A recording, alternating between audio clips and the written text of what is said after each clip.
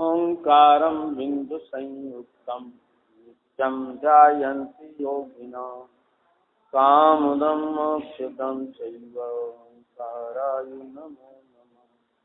नमः समीकाराय चित स्वभावाय भावाय सर्वभवन्तरक्षिणे वन्दे सर्वसीते ध्रुवं अचलमणोहं जन्दुपते भोक्षामि समे पाहुरमिणमो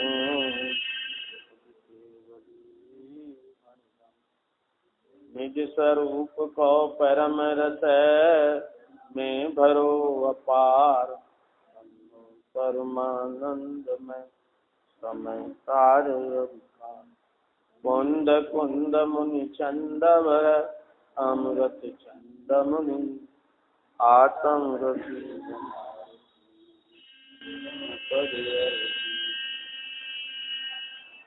श्रीमद् भगवत कुंद कुंदाचार्य देव द्वारा रचित समय सार जी के कर्ता कर्म अधिकार में 74 गाथा में आचार्य कुंद कुंद देव कहते हैं जीवड़ी वधा यदे अधुवयड़िच्चा तह असरणाय दुखा दुख फलातीय दादूड़िव तदेते ही हे सर्व जीव निबद्ध अधुरव शरण ही नयनित है हर दुख दुख फल जान कर इनसे निवर्तन जीव करे।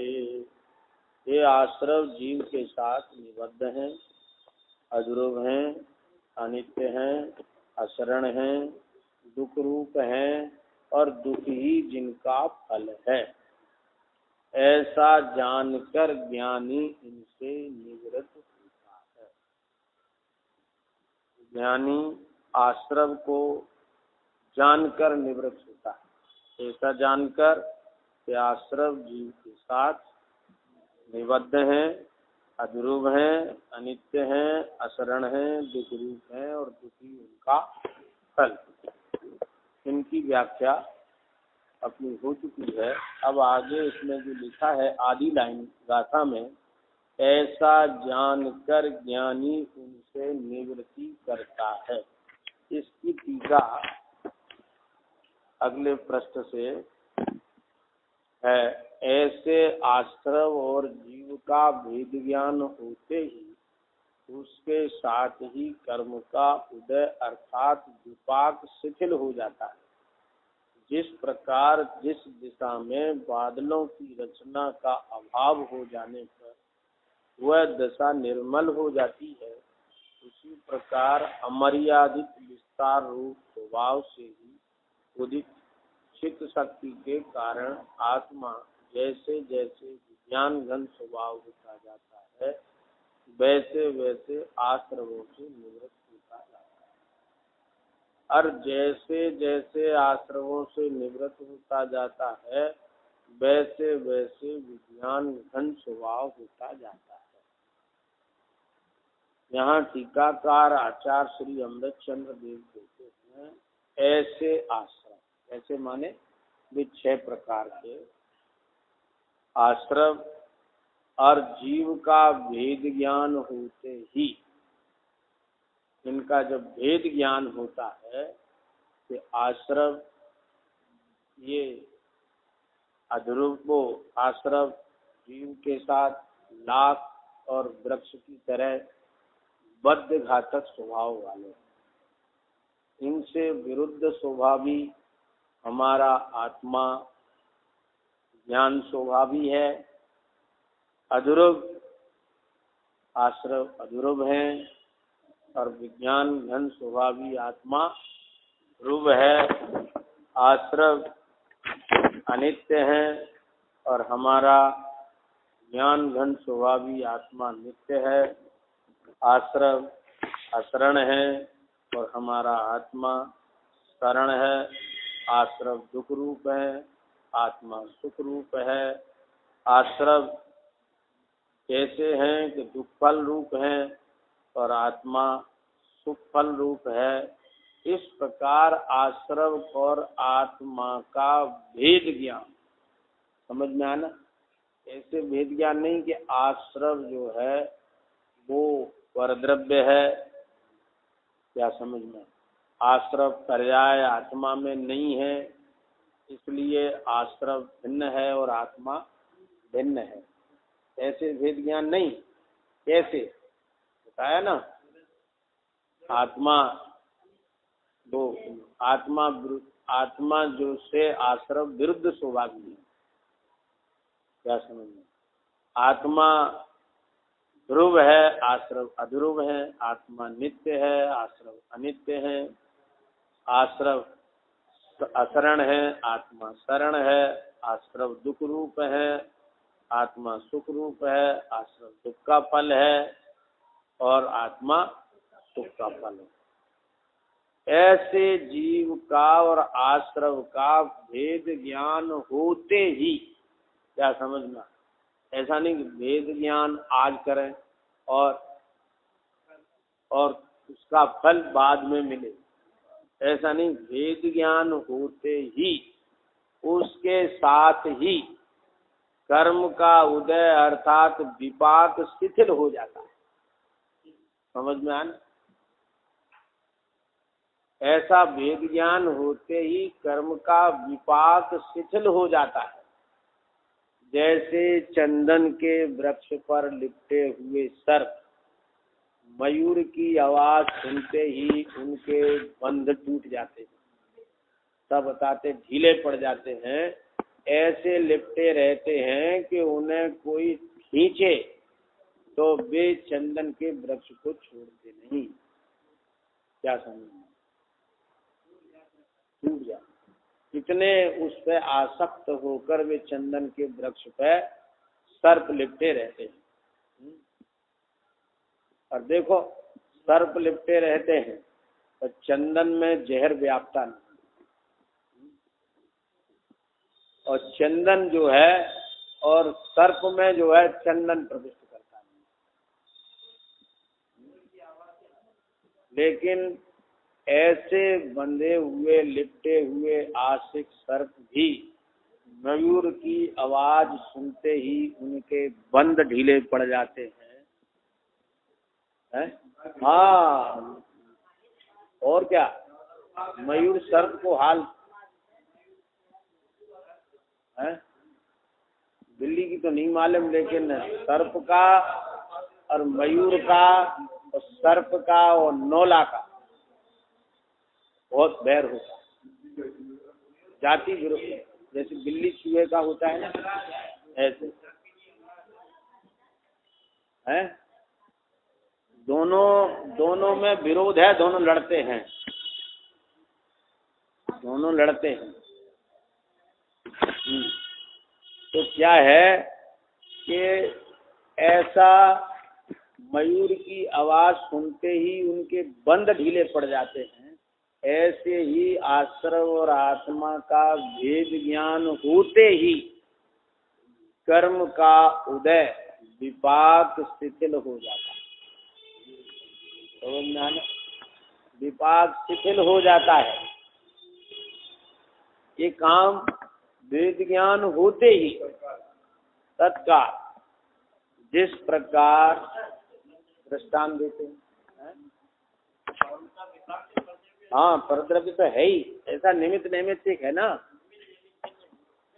हाँ निमित्त नैमित्तिक है ना, निमित्त को कारण ही नहीं मानते। इतना बड़ा काम है निमित्त का भी है। जिस प्रकार जिस दिशा में की रचना अभाव हो जाने पर वह दिशा निर्मल हो जाती है। क्या दृष्टांत देते हैं कि बादल घिर जाते हैं, उन बादलों की रचना का अभाव हो जाए तो वह दिशा निर्मल हो जाती है। हाँ, बादल गए और वो दिशा साफ हो गई, निर्मल हो गई। उसी प्रकार अमर्यादित विस्तार रूप स्वभाव से ही उदित चित्त शक्ति के कारण चित्त शक्ति के कारण आत्मा जैसे जैसे विज्ञान घन स्वभाव होता जाता है, वैसे वैसे आश्रमों से निवृत्त होता जाता है। क्या समझ? देखो, जैसे जैसे विज्ञान घन स्वभाव होता जाता है, वैसे वैसे आश्रमों से निवृत्त होता है। विज्ञान घन स्वभाव आत्मा कैसे होता है? चित्त शक्ति के कारण। कैसे होता है? चित्त शक्ति के कारण। कैसी है चित्त शक्ति? कैसी है चित्त शक्ति? यहाँ जो लिखा है वो बताओ ना, कैसी है चित्त शक्ति? अमर्यादित विस्तार रूप स्वभाव से ही उदित है। कैसी है? उदित है। ऐसा नहीं है कि शक्ति अंदर पड़ी है, पर्याय अपने षटकारक से होती है। क्या समझ? वो चित्त शक्ति उदित है। उदित है। कैसे उदित है? अपने स्वभाव से ही उदित है। समझ में आया ना? आप कहेंगे शक्ति उदित होती है कि पर्याय उदित होती है? ये जो शक्ति का उदय है उसको ही पर्याय कहते हैं। पर्याय कोई अलग चीज थोड़ी है, ये तो उल्टी पढ़ाई पड़ गई सब। जो शक्ति का उदय है उसी को पर्याय कहते हैं। शक्ति निरंतर उदित रहती है। जिस शक्ति की बात कर रहे हैं वो चित्त शक्ति निरंतर अपने स्वभाव से ही उदित है, और उसके स्वभाव का विस्तार कितना? अमर्यादित। क्या समझ में? मर्यादा नहीं है उसकी। समझ में आया ना? ज्ञेयों की तो मर्यादा है, पर ज्ञान की मर्यादा नहीं है। कितने भी ज्ञेय हो सब उसमें ज्ञात हो जाएं, प्रकाशित हो जाएं, ऐसी आत्मा की यह चित्त शक्ति का अमर्यादित विस्तार रूप स्वभाव से वह उदित है। उस चित्त शक्ति के कारण क्या होता है? उस चित्त शक्ति के कारण आत्मा जैसे जैसे विज्ञान घन स्वभाव होता जाता है, माने आत्मा का उपयोग आत्मा में स्थित होता जाता है, क्या? आत्मा का ज्ञान आत्मा में स्थित होता जाता है, इसका नाम विज्ञान घन स्वभाव होता जाता है। और उसका चमत्कार वैसे वैसे आश्रमों से निवृत्त होता जाता है, वैसे वैसे आश्रमों का नाश होता जाता है। और अब इधर से जैसे जैसे आश्रमों से निवृत्त होता जाता है, वैसे वैसे विज्ञान घन स्वभाव होता जाता है। दो पदार्थों का परिणमन भिन्न भिन्न है, पर वे एक साथ है। कैसा है? एक साथ है। उसमें कर्ता कर्म नहीं है, निमित्त नैमित्तिक है, और निमित्त नैमित्तिक सहज है। जो जो विज्ञान घन स्वभाव होता जाता है, त्यों त्यों आश्रम से निवृत्त होता जाता है, और ज्यों ज्यों आश्रम से निवृत्त होता जाता है, त्यों त्यों विज्ञान घन होता जाता है। इस तरह आत्मा तब तक विज्ञान घन स्वभाव होता है जब तक सम्यक प्रकार से आश्रमों से निवृत्त होता है। कब तक विज्ञान घन होता जाता है? जब तक आश्रमों से पूरा निवृत्त नहीं होता, तब तक विज्ञान घन होता जाता है। और तब तक आश्रमों से निवृत्त होता है जब तक सम्यक प्रकार से विज्ञान घन स्वभाव होता है। क्या समझना? इस प्रकार ज्ञान की उत्पत्ति और आश्रम की निवृत्ति में समकालपना है, काल भेद नहीं, वस्तु भेद है। क्या समझना? पर काल भेद नहीं है।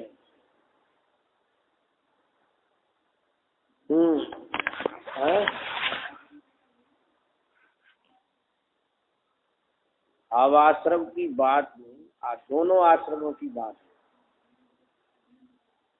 दोनों आश्रमों की बात है।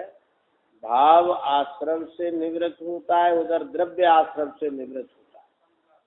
क्या समझ? समकाल है। अभी जो चर्चा चली थी जो 6 बोल बोले थे ना, ये 6 वचन दोनों आश्रम पर लागू करते हैं।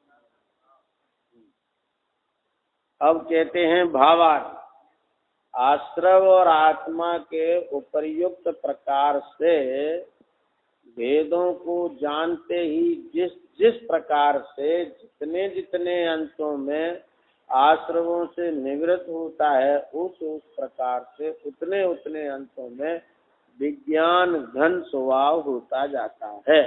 और जब आत्मा समस्त आश्रमों में निवृत्त होता है तब संपूर्ण विज्ञान घन स्वभाव होता है।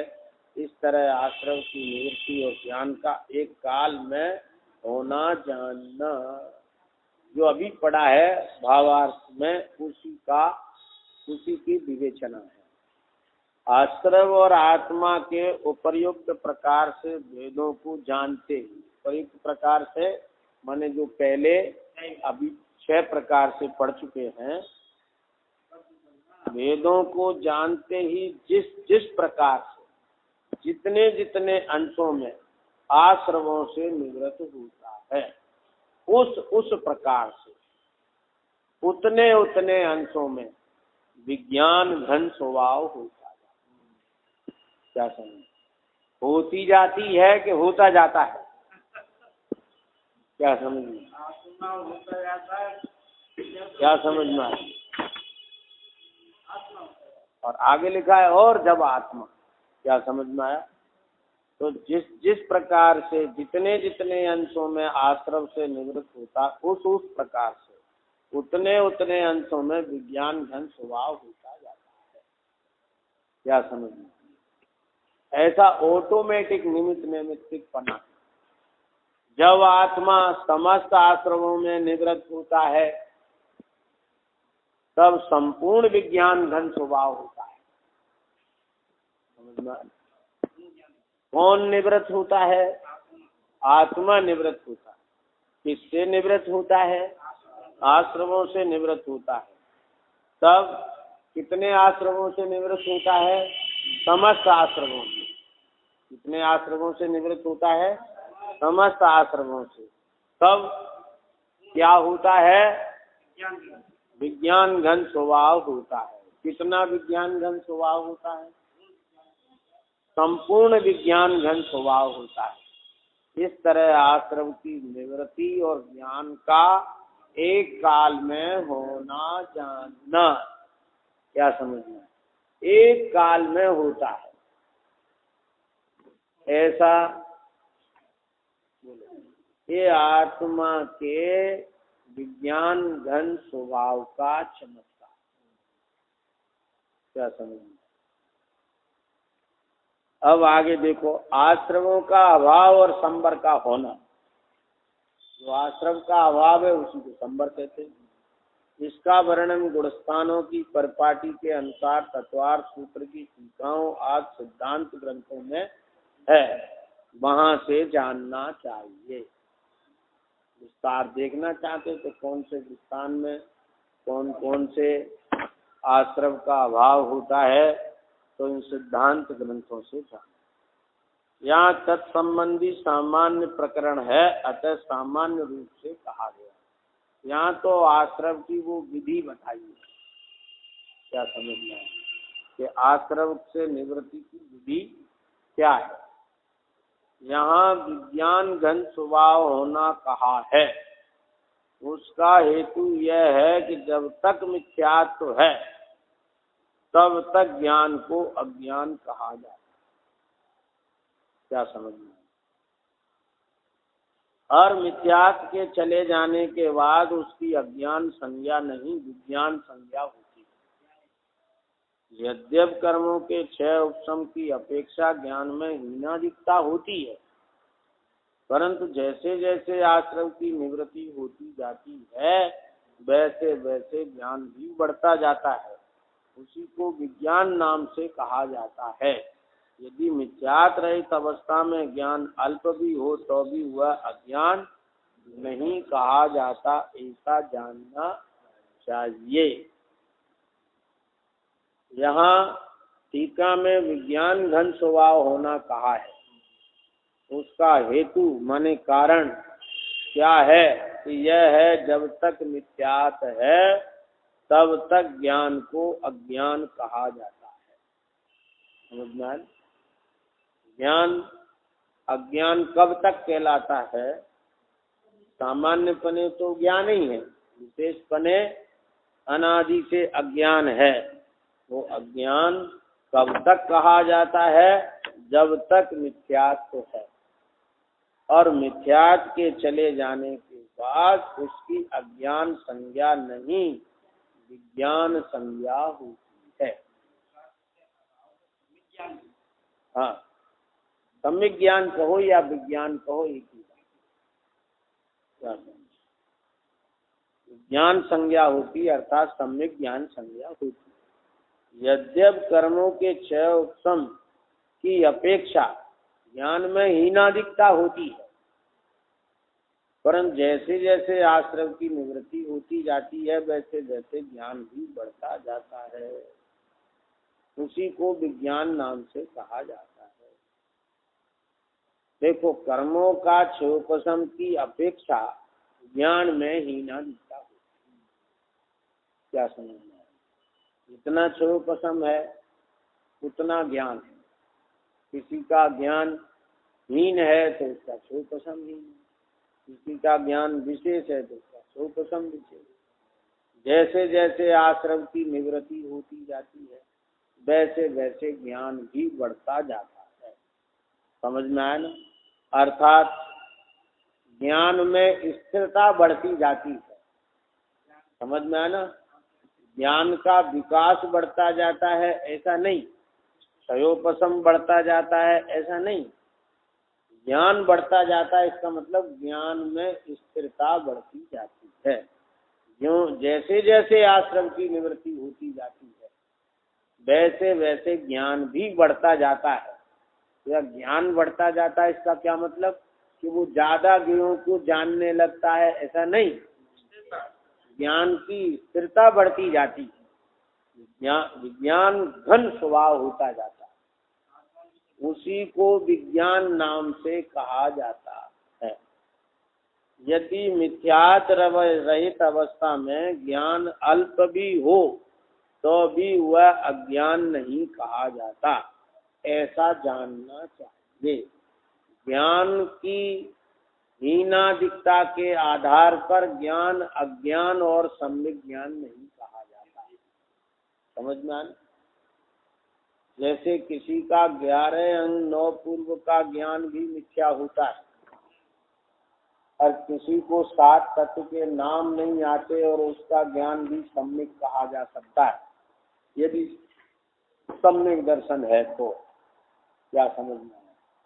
सुषमास भिन्नम, इतना भी याद नहीं होता, उसको यदि सम्यक दर्शन है तो उसका ज्ञान सम्यक कहलाता है।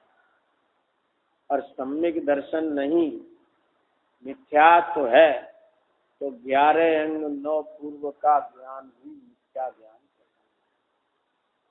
तो कितना भी ज्ञान अल्प क्यों न हो, यदि मिथ्यात नहीं है तो वह ज्ञान अज्ञान नहीं कहा जा सकता। अज्ञान संज्ञा मिथ्यात के साथ में, अज्ञान को मिथ्या ज्ञान भी कहते हैं। यहाँ जिस अज्ञान की चर्चा है, अज्ञान भी 2 तरह का होता है। एक तो मिथ्या ज्ञान को भी अज्ञान कहते हैं और एक ज्ञान के अभाव को भी अज्ञान कहते हैं। तो यहाँ जो अज्ञान कहा जा रहा है वो मिथ्या ज्ञान को अज्ञान कहा जा रहा है। क्या समझ? तो ज्ञान कितना भी अल्प है, अगर मिथ्यात्व रहित है तो वह ज्ञान मिथ्या ज्ञान नहीं है, वह ज्ञान सम्यक ज्ञान है। इसी प्रकार से चारित्र कितना भी हो, अंश मात्र भी हो, अनंतानुबंधी कसाय का अभाव हो केवल, और 3 कसाय विद्यमान हो, तो भी सम्यक दृष्टि का वह चारित्र मिथ्या चारित्र नहीं कहा जाता। क्या समझ में कि कसाय के उदय को तो कहो कि नहीं, कसाय के उदय को अचारित्र कहा जा सकता है पर मिथ्या चारित्र नहीं। तो कसाय का उदय जितना है उसकी विपरीतता है कि नहीं, तो उसको तो मिथ्या चारित्र कहो कि नहीं। जितना कसाय का उदय है उतना अचारित्र कहा जाता है पर वह मिथ्या चारित्र नहीं कहा जाता। यह सम्यक दर्शन का प्रताप। क्या? मोक्ष महल की प्रथम सीढ़ी या बिन ज्ञान चरित्रा, सम्यक का न लहे सो दर्शन धारो भव्य पवित्रा। क्या समझ? जो मोक्ष महल की जिसको पहली सीढ़ी कही गई है, ऐसे सम्यक दर्शन के बिना ज्ञान और चारित्र सम्यक पने को प्राप्त नहीं होते। क्या समझ? ये दर्शन का महात्मा है। मिथ्यात्व सहित अवस्था में ज्ञान अल्प भी हो तो भी वह ज्ञान नहीं कहा जाता, ऐसा जानना चाहिए।